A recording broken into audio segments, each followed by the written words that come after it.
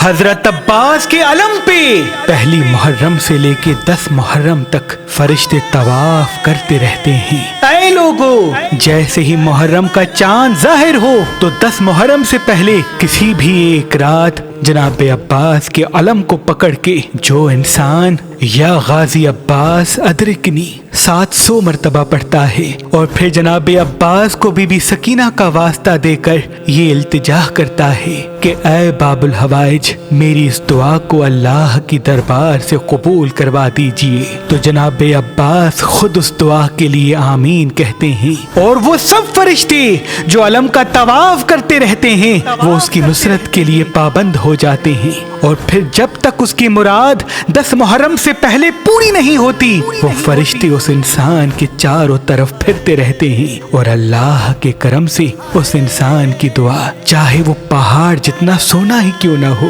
پوری ہو جاتی ہے، کیونکہ جناب عباس کو اللہ نے باب الحوائج کا لقب دیا ہے، یعنی وہ دعائیں جو تقدیر میں بھی نہ لکھی ہوں جناب عباس کے وسیلے سے اللہ وہ قبول کر دیتا ہے۔